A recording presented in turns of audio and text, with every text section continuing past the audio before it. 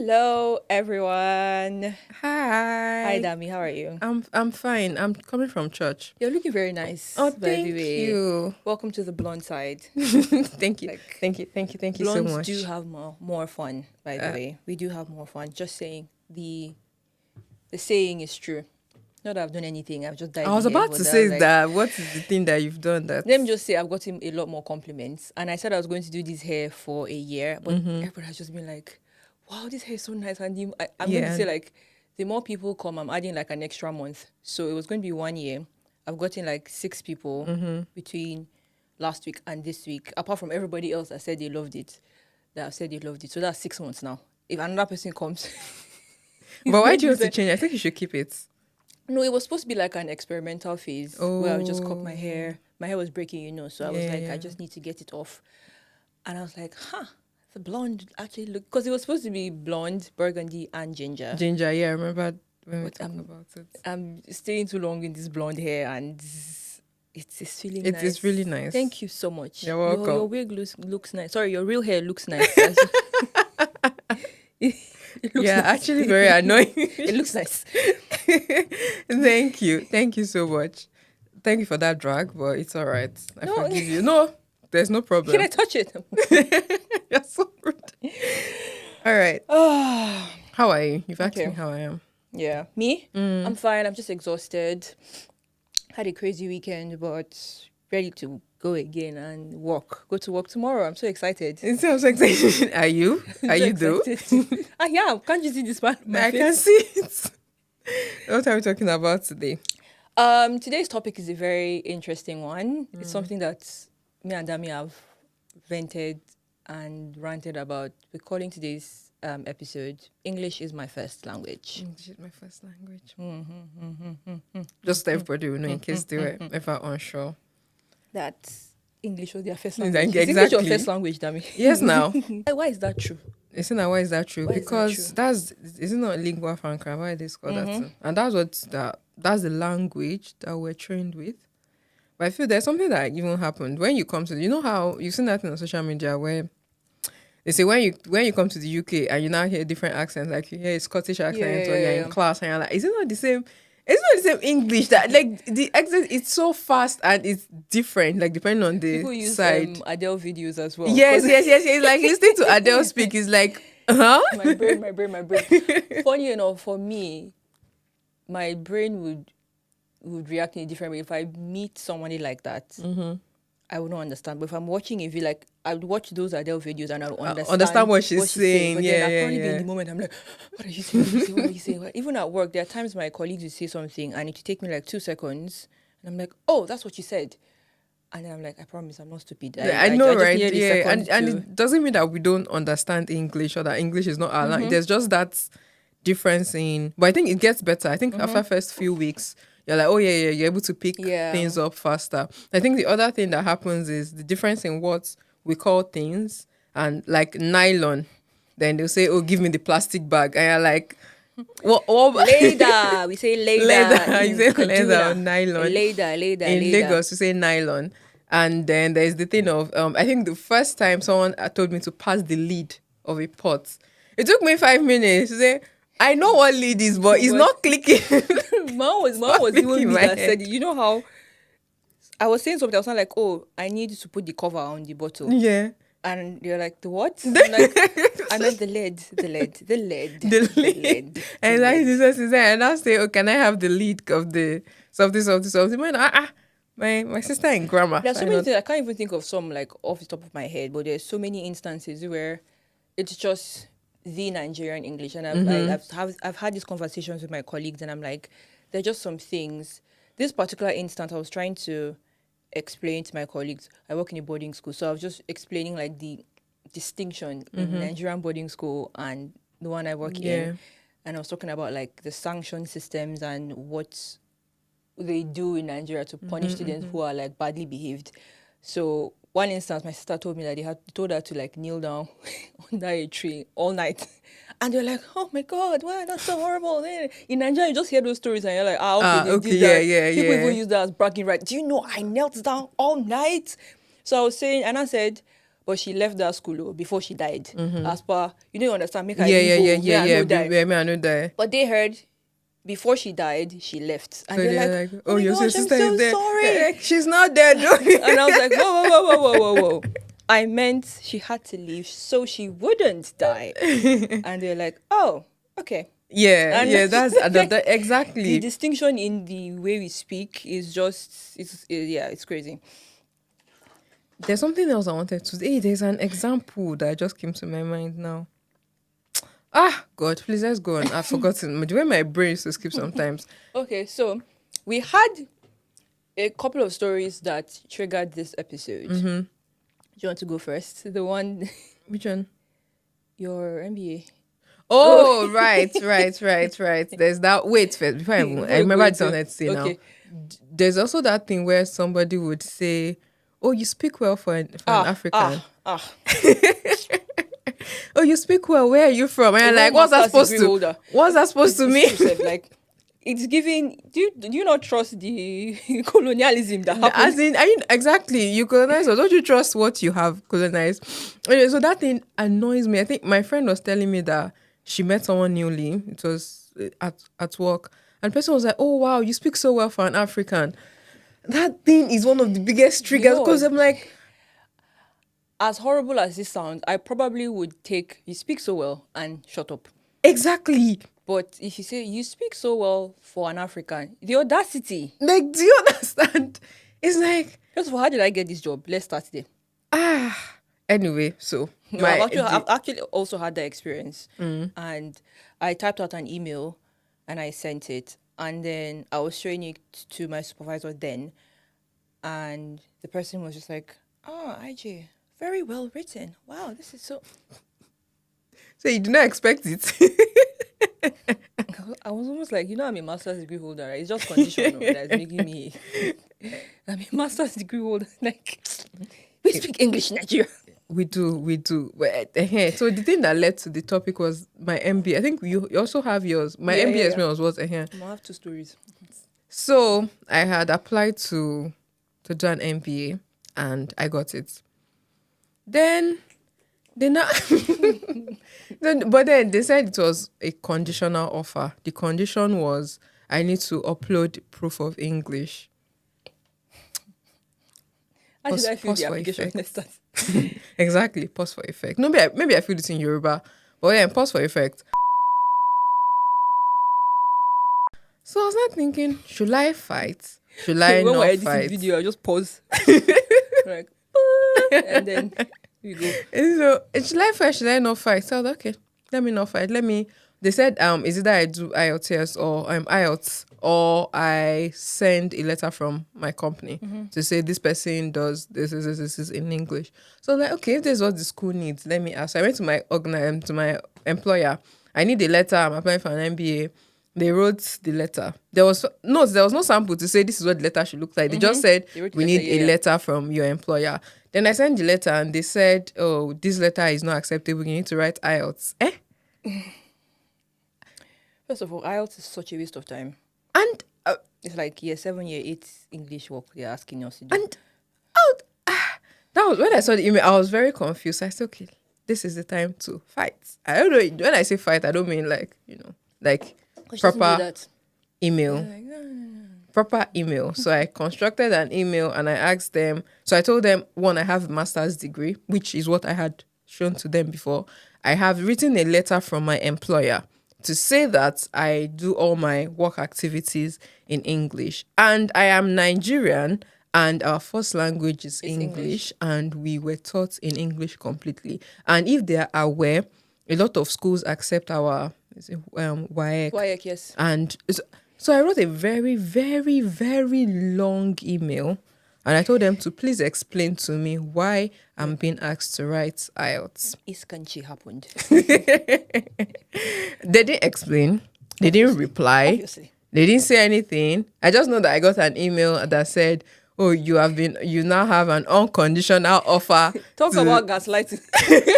You now have an unconditional offer to study in so school.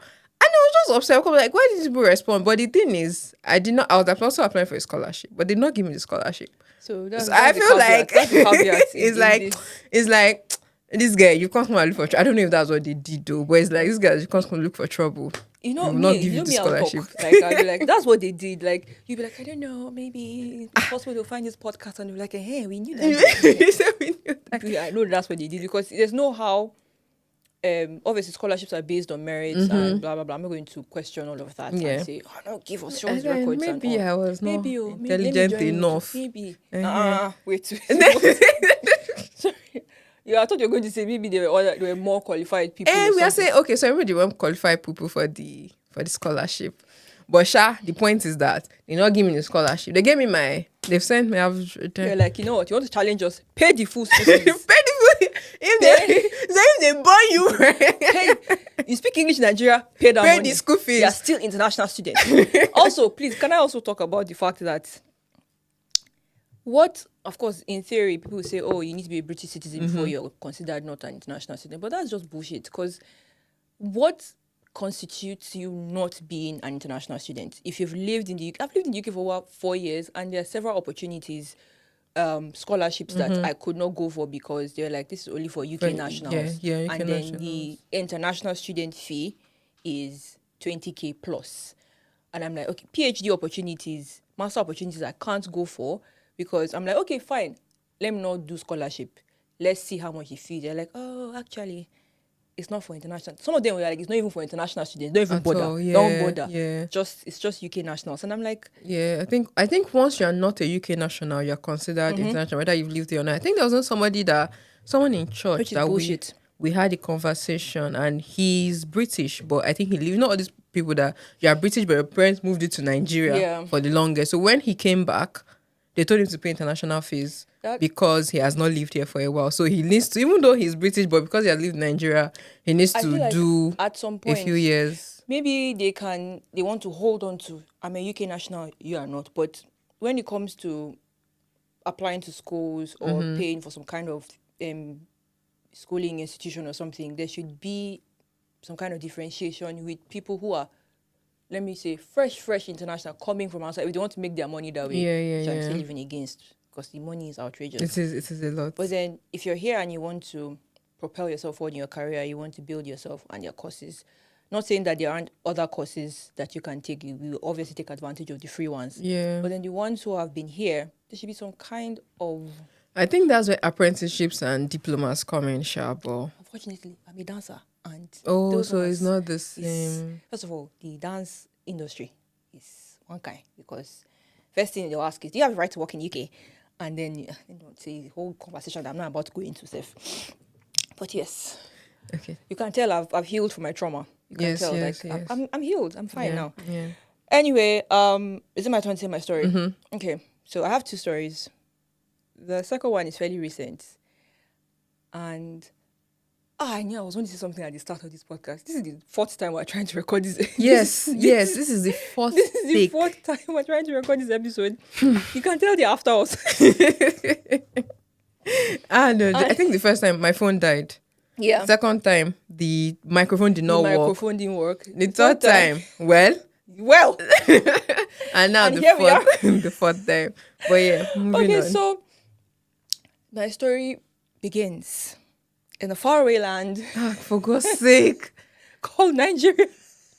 Kilo fagogo rubbish. Go straight to the point. Okay, so you remember during COVID when everybody was just trying to get several streams of income, work from home, work online, and just get money, sha.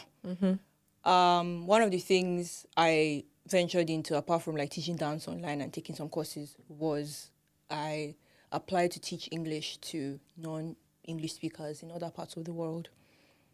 I got through all the tests. I passed everything with flying colors, I might add. Like, I don't know why anybody's surprised.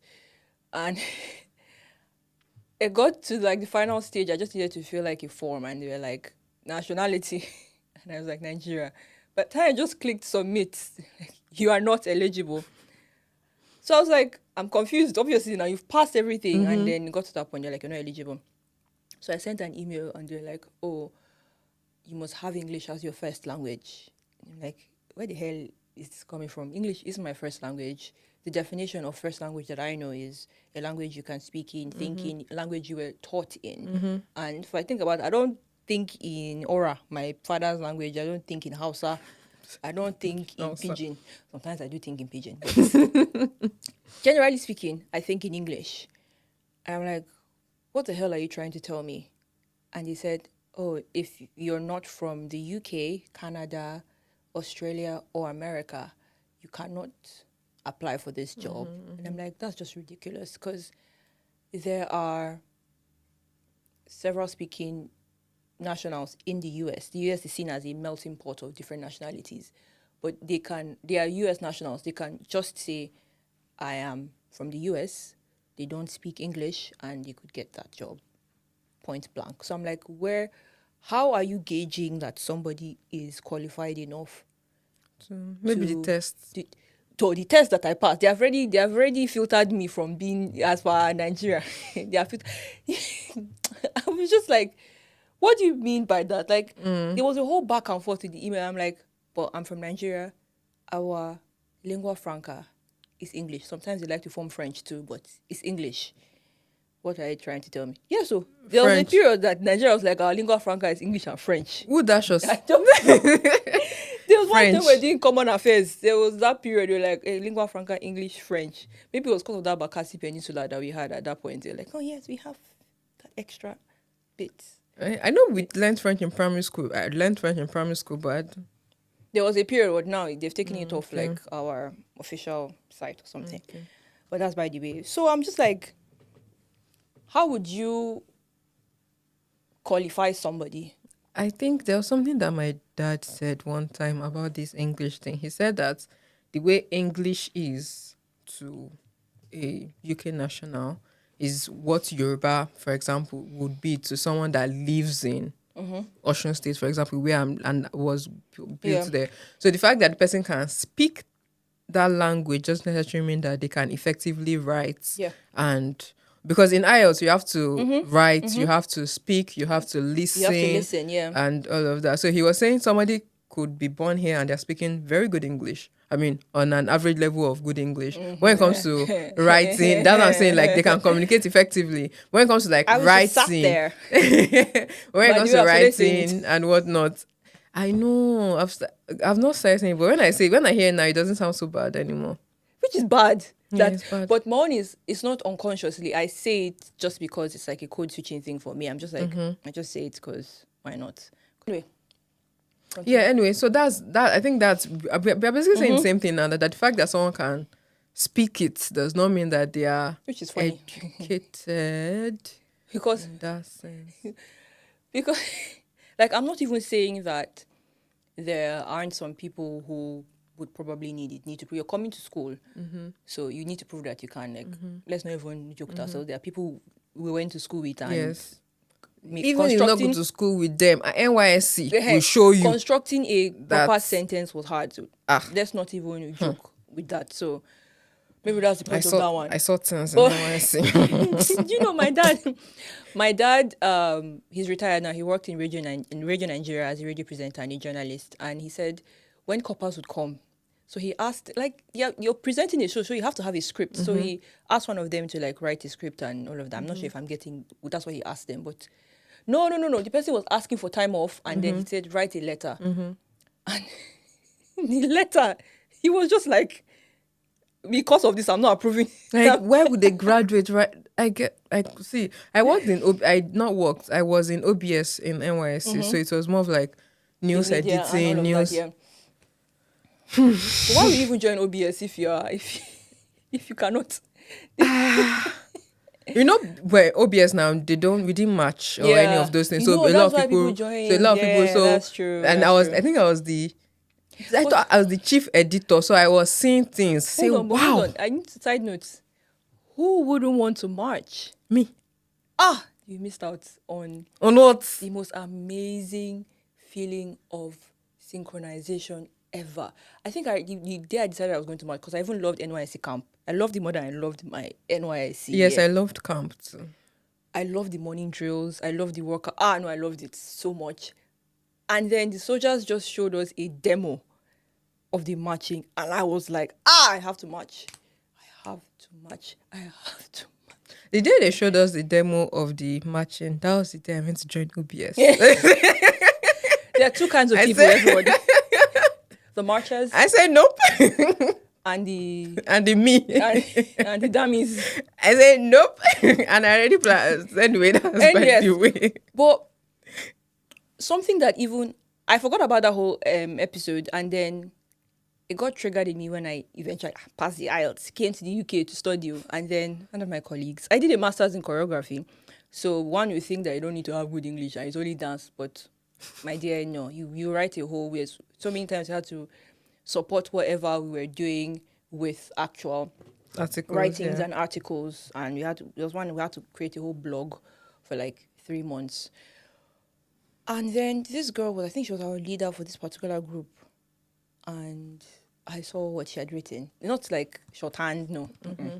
I saw what she had written. She was like, guys, just have a look at this. And she had mentioned that the reason why she came to do her master's was that she was in China before COVID to teach English. So it's different if she was just like, oh, I'm just doing my master's, let me just get on my life. But she mentioned it again. She was like, oh, I was teaching English in China.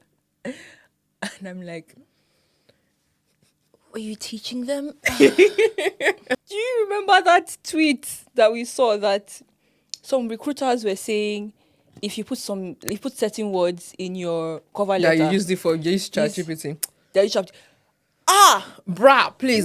When they ask you write an essay, you're like, before delving into the question, do you understand? It's now things like delve that is now that thing. I learned that thing in JS2. Oh God. That tweet really pissed a lot of Nigerians off because they're like, this is nothing we use on a regular day. What do you mean? So, in the school I work in, I before I go into the current position I'm in right now, there's mostly admin tasks. So I had to like assist some of the students in academics. Mm-hmm. So I was sitting in a class. I started in year 7 class, year 8 classes. What they're being taught, I don't know if it's the curriculum in the UK. We learned it in primary 4 and primary 5. Year 7 and 8, by the way, is just 1 and 2. Mm-hmm. We learned it in primary 4 and primary 5. And I'm just like... Wait, was it... Did you see that thing where somebody said... It was you that told me that one guy said he schooled in Nigeria and he was an Olodo. They came here. He said I was an Olodo in Nigeria, coming last. By the time he went to it was New Zealand he traveled to, and he was just... Yeah. I don't know, but I feel like our education in Nigeria is very okay. Now, this is a blanket statement and it's not very accurate because I've seen some schools and I'm like, that's in Nigeria. Yes, in Nigeria. But I'll say if you had the opportunity to go to a good school in Nigeria, you would have been well trained, especially from primary school. Yeah. Then if you don't go to a very good secondary school, I feel like university is very niche to whatever it is you're studying. Yeah. Everything that you've learned should, so if you're any bad, you're bad. Exactly. You're any bad. That's not where you're going to be learning composition. Your lecturers don't have time. Okay, so if you had like good education in Nigeria, I feel like you would have been so well trained that there are some things that you'd even be surprised when you come here. You're like, but these things are very basic things. These things they should not be a big deal. I don't know. But it's true. It's actually true. Like, obviously, we will not generalize it and say it's every school because they're... Yeah, like I said, there are some schools that are like... Once again, we all did NYSC, so we know what we saw. And the thing is, NYSC is from university, so you know that those ones are coming from the university. That's what's giving us bad name, making us write out. But I was going to say that, but in the same vein, do you know that I've met some Nigerians? You guys, sorry, I've met some Nigerians here. It's about to start now. And when they write or speak, I'm like, this is why they tell us to do. Oh yes, yes, for sure. Kobasi. It's not right. And since I'm like, I had to say something, but I feel like let me not talk. But is it not the same? Then I think that's when I realized that and NYC is when I realized that there are some schools that they are not doing well. They're not. Especially from the primary school. They had So how do they filter the people like us that are actually doing well? That's another problem because that's another thing. So how do we Maybe they'll now just fill know? the out. I think my own problem is you've written out once. Why do you need to write it again? Yeah, because it expires. There, that's Yeah, another thing. but will my English expire? So Because like you wrote out in 2020, 20, yeah. yeah, and you have done your masters, you passed clearly, you have Yeah. a job. So if the IELTS that thinking, I cannot wrap Yeah, my I brain cannot. around Yeah, it. because yeah, that's true. Because when I was considering processing Canada, the fact that I had to do IELTS again, I think that's one of the things that even made me say I'm not going. Because and it might sound like a very random thing. Maybe it's because I had the job, so I was not Yeah, pressured to yeah. move. But I just felt like, what is that? Like I'll not start all over again. Why am I doing IELTS again? I don't. It felt like I beg. I don't pass that. I don't like that level. That not level. That stage of my life is like I I don't beg. I don't know If about moving to a different country. Every country has their own standards and all, but I feel like if you're here in the UK, like the MBA you're going to do, yeah. you've shown them, look, I wrote IELTS on this day, and that is what got me into this university. That was what got me into this country. That should be enough for them to say, okay, I went to this university, graduated, master's degree. What else? They said that I think they even said that the proof of English should be recent. I think it has to be recent, Their father. like 1 year or 2 years. And it's like, so will my English expire? And that's another thing that makes people upset about IELTS because I can't remember how much I don't know how much it is right now, but I pay that amount of money and maybe I didn't get into the school that I want to get into, then I'll have to if I'm unable to process that in 2 years, I'll have to pay Pay again again. and do it It's again. the whole repetitive thing. Like, why do I have to do it again? I've done it once. Exactly. Okay, we have argued that okay, some people actually don't know. Don't their English is not as great. Okay, fine. We've done it. We've passed. We've gotten into university. We've graduated from the university, flying colors. I want to apply for another master's degree. I want to apply for a PhD. Why do I need to Why do I write need to write it another again? one? And I've seen I feel like I reference a lot of things on social media, guys. I'm not always That's where on she spends her that I'm time. not always on social You can see. You can clearly see. Let me see. There was Unlike that me, of who wakes course. up Of course. and I journal, do a little bit of yoga, Pilates, and straight to work. My social media kini for the week comes out and it's like 16 hours a day. Yeah, baby. When am I sleeping, please? I was saying there's that thing there was something I saw on social media about okay, so you know how people can get very bing, and then you're being an activist. Why do we need to write IELTS? For example, now let's say as we are like this No, I'm not now. going to do that. Then few years later, Sorry, I will do that for you guys. then a few years later, the same people that had a lot of vim about it, they're now the ambassadors for IELTS. You have paid them now, please. You know, they're now making I need money. they're now making tweets about, I think IELTS preparation. Someone say, I know Nigerians, they'll find your receipts God, from. yes, They took a screenshot. They say, is this not? Okay, so this is my Is this stance, not you? guys. It's clear that I can't fight the initial IELTS because we sure do need that to filter the ones who actually can't speak English. But then, let's not write it again. That's my stance.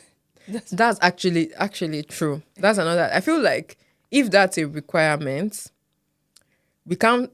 I would prefer that it is not a requirement, but I also kind of understand why it's a requirement. Yeah, so I'm in between. I'm just annoyed at the fact that you have to write it again. English doesn't expire, does it? No, it does not. In fact, I feel like my English is even getting worse than I've been years because I was just stood there. God. Nah, that's wrong. That's grammatically wrong. Everybody. As in any way and in any shape. Yeah. Well, yeah, my second story. Hey, yes, please. I'll make it as short as possible. Nah, that's not true.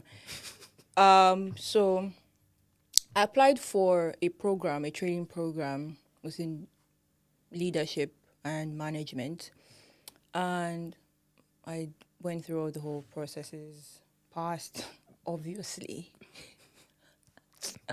Please no. Right. Anyway, when it was time to sort everything out, it was a free program, one of the free ones I was able to get.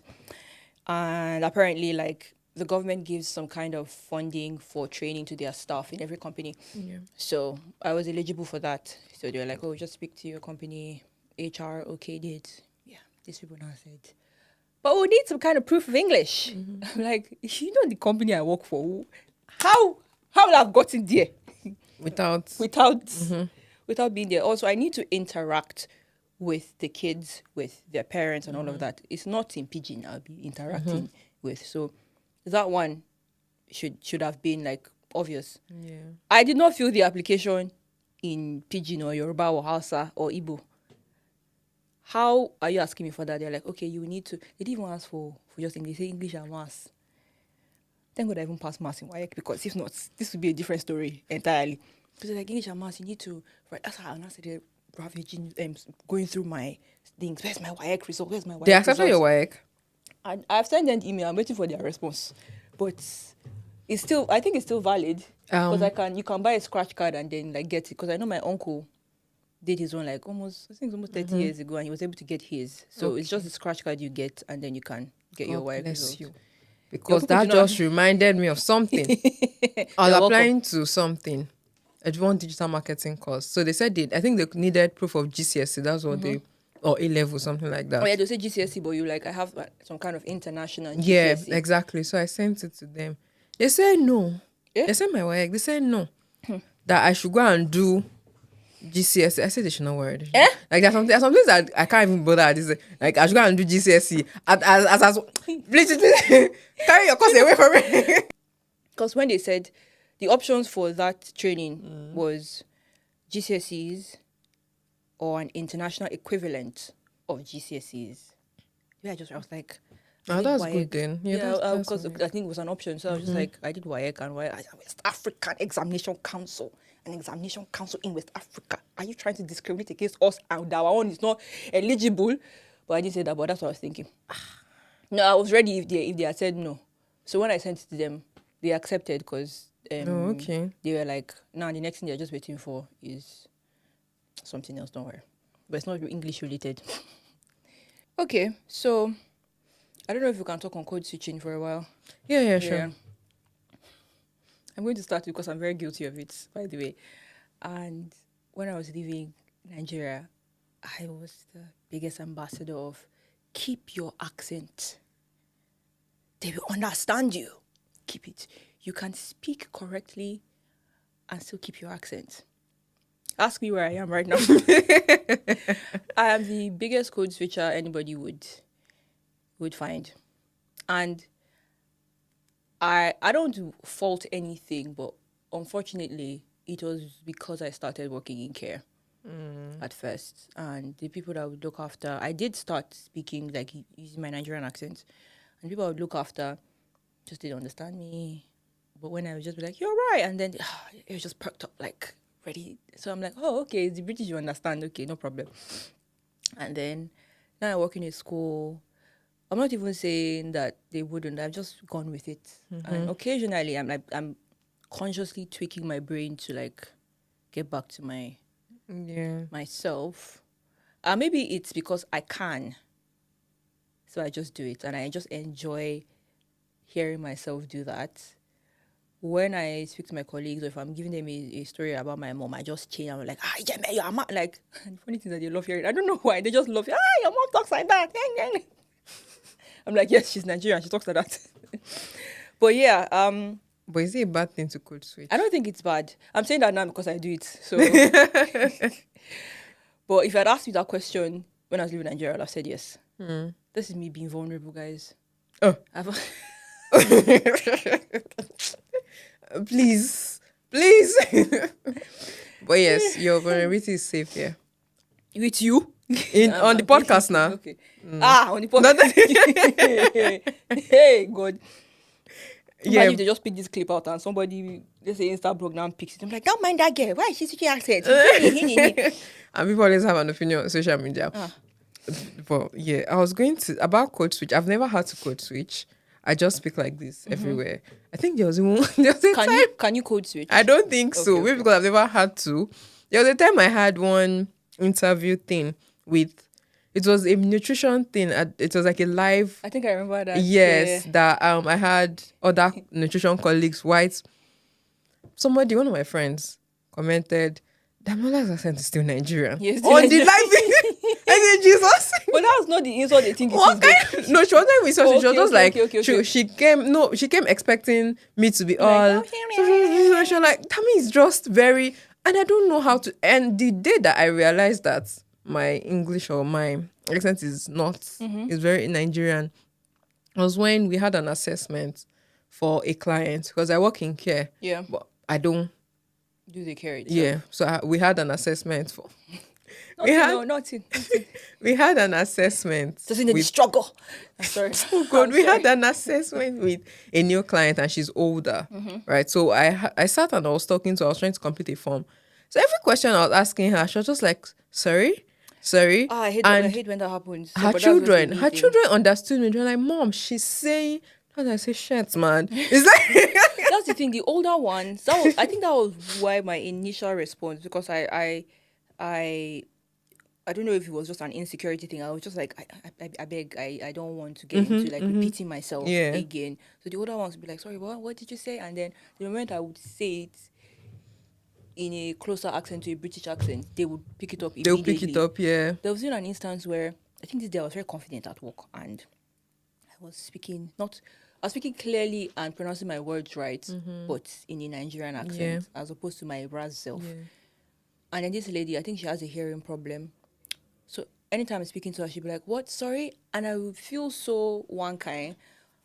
Only if I'm talking on that call, they're like, oh no, she has a hearing problem. I was like, oh, okay. It's not me. It's not me. Then she's like, don't worry, it's not you.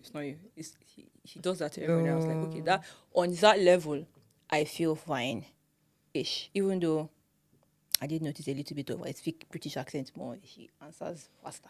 Do one for us. Do a British accent for us.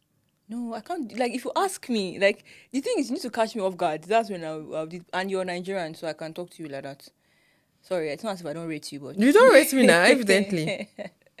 So if we bring a British person on the podcast, yes, you're going to code switch. For sure. Like, next guest, we'll look for a British person. I was going to say that there was a guest idea I was going to run by you, and I was going to start the episode like, guys, if you hear me switching accents, you know that because we have somebody here. But yeah. Do you think that movies that we watched helped us to understand English / the way that they speak a little bit better? Yes, I think so too. Or I think so, actually, because especially the American culture. Yeah. They just shoved it down our throats, actually. So many American movies, so many songs. I learned how to speak better and pronounce words better from songs, from movies as well, from shows, and maybe the occasional British show that would be popular and stuff. We got more of the American stuff, and I think that helped. One of my colleagues, she's from Barbados, and most of them have an American accent. And she was like, they just watch American shows there, and that's why their accent is like the American accent as opposed to being colonized by the British. Yeah. So, yeah, I think the movies. Yeah, that makes sense. Because I'm not going to lie, and I don't mean this in a bad way, but I can almost tell the difference between somebody that grew up watching Africa Magic and someone that grew up watching American movies. Yeah. And even now with children, you can tell the ones that grew up watching Peppa Pig because of the way that they speak. Baby Shark. Yeah. Because there was someone in my estate. The way he speaks, his mom will say, "Me, I don't know where he got it from," because he has not gone abroad before. Yeah. But it's the cartoons and the stuff that they watch. Yeah. So I think it influences their tongue and the way that they speak. It's very interesting because I'm like, let me say something that irks me. I like watching Hollywood, but then it's very annoying to watch stuff with me because I'm always like, that's not pronounced. Yeah. That's not pronounced that word. So let me not say it before tiny me now and they'll just cancel me on the internet. But there's some actresses that, like, I'm fine if you're using the Nigerian accent for the word sit, S-I-T, is the short E sound phonetics. So when you write out the transcription, is the short sound, short E I. sound. Exactly. And then seat, the noun, SEAT. The long E sound, I, and then dots, 2 dots. If you're speaking Nigerian accent, Nigerians don't do short or long. Yeah, They yeah, just yeah. say all Sits of there. that, sit there. So, Nigerian actors, they do the accent, the American accent, the British accent, and they're like, sit instead of like sit. When they're saying, oh, can I just sit down? And I'm just like, did nobody hear that? My ear is... We don't actually. I was trying to have paid attention to it. If you see me and my sister watching a Nigerian film, me and Valerie, no. And my dad is the one that did that. Like the short, and it's the short and the long one. Most people hear the R, like, oh my God, they hear those ones are very, very glaring. But that short and long sound, I don't mind it if you're speaking in Nigerian accent. That's how we speak. But when you are now doing the British accent as an actor and an actress, your training should have done, like, my dad did a lot of training for that, maybe because he was a radio presenter, and so they did like the phonetics and the transcription. Like when I was in JS1, I could transcribe any word you give to me. So my mom was that, like, I was crazy. So I won't be able to unhear it, and I'll be like, no, you can't say that. You can't say. Maybe that's why I'm not famous, child, because Do you know another one that people mix up is the th sound and the t sound? No comment on that. No All comment. No comment. I'm not about to go into that. That one's even way worse. I just called something short so that at least nobody will come for me. Anyway, Ijema is my mother in grammar. What? No, my sister in grammar. Yes, that's what I call. I call her in my head. No, but I've changed actually. Sure. I have. I think you just don't say it out anymore. Oh, of course. Of course. Of course. But it's still on your mind. Yeah, remember that day that it was after everything. I was kind of like, do you know I didn't say anything? I've counted like 10 mistakes this person has made. Exactly. So that's growth, man. I pointed out that I counted it, but I didn't say what the mistakes were. Proud of you. And then I finished it with a little, but I'm not perfect though, because me too, I make mistakes, so I'll sound very modest. That's how to do it. This is what I am going through. Oh my God. Anyway. You think I'm bad? You need to meet my siblings. Like, you need to see them. Like, my brother, my sister, no, they are bad. Just put us to watch Nollywood. As I'm not talking, there's one actress I'm thinking about right now. Ajay, final words. Final words. We speak English here. And conclusion. Wow, okay. No, I'm just going to say English is our first language. English is our first language, and we didn't even do the definition of the first language. That thing that I said, that if in a country that's a country where more than 50% of the people speak the language and is considered as their first language.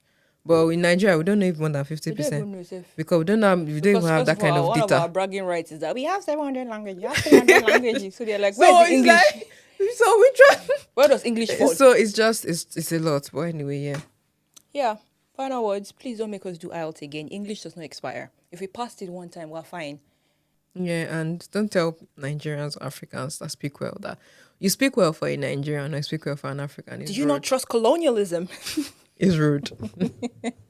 Yeah, all right. Thank you guys. And follow us on X, Instagram, TikTok. You're not on Threads, Abby. No, you're not on Threads. What's that? Oh, okay. The other thing. What's that? Then like, subscribe, and drop a comment. It would be nice. And also we have a thing. If you have any gists, anything you want to tell us. Any English gist. If you've been told that, just tell us about it. And bye, guys. Bye.